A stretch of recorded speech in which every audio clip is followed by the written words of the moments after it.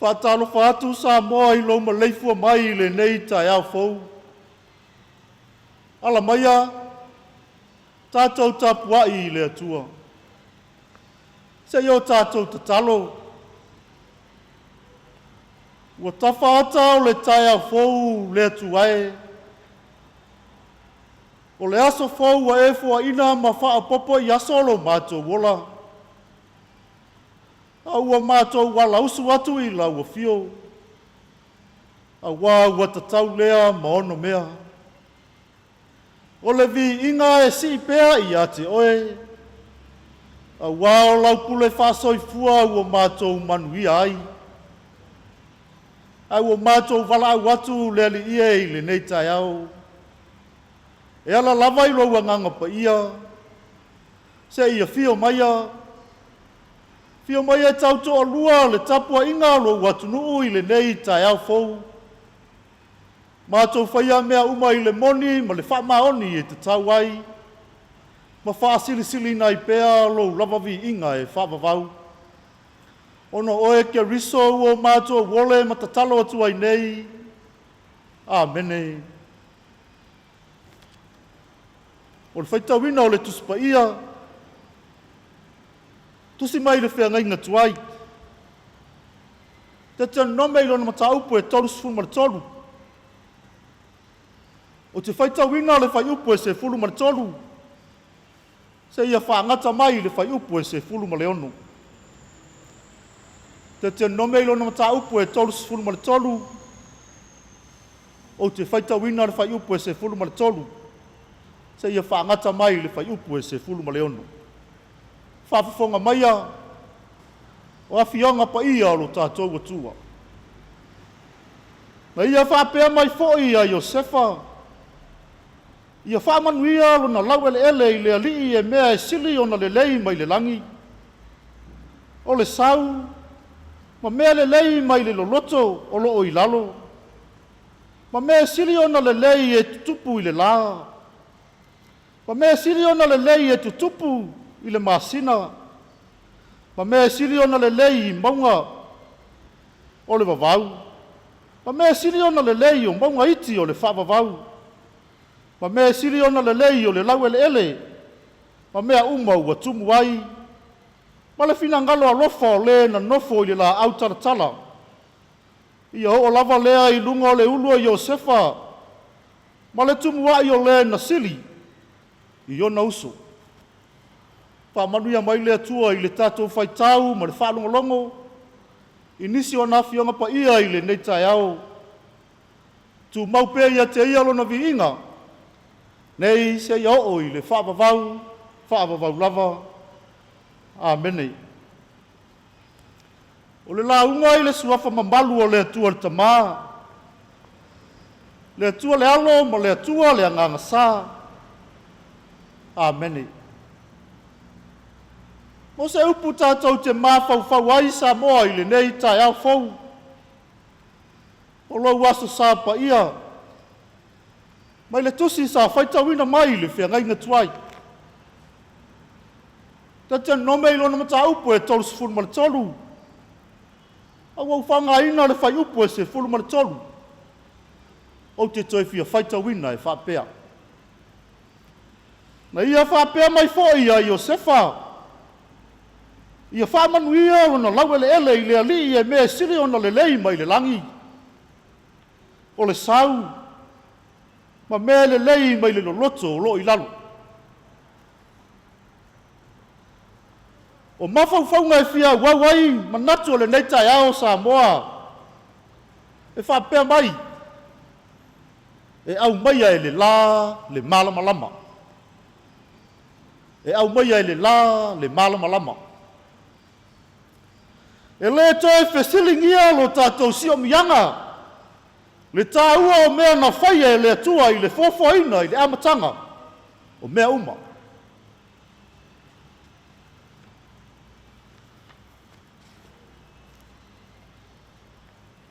O mea o le fōwhanga e ngaluru e whātasi.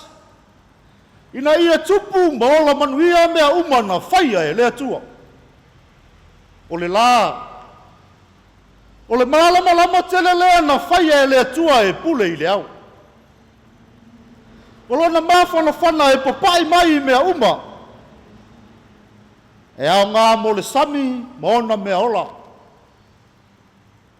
O le vao ma manu. E whapea fwoi on mana o mia tele e tangata. Ai o le tasi leo wha manu yanga le toi ina o mose. Nga ia wha manu ia ai le a ingo Iosefa. Ma lana whanau e tupunga mai a muri. Ma ta upu nei e tolu sifuru ma le tolu. O le tusi o Deuteronome. O upu whamanuia o le tai o Mose I le nuu o Israel. Ina ua lata o na oti. O se mawa e ngā whamanuia se tamā I lana whanau. A o le tu ua le mafutanga. O whai taunga o le nei tai au. O lo tau rai lava le manuia. O Iosefa o le aia maua. Mai mea uma o le fofoanga. O le sau mai le langi o le a whaasusu ai o na whanua. O vai mai le loto e whainu ai na lafu manu. Ma le la e whaatupu ina le la au o le whanua. O le maasina e ta iala ai le whaatuanga I le taimi o le sereselenga. O manuia o Iosefa malona ainga I whanua. O nolona wha maoni na tū maui le atua.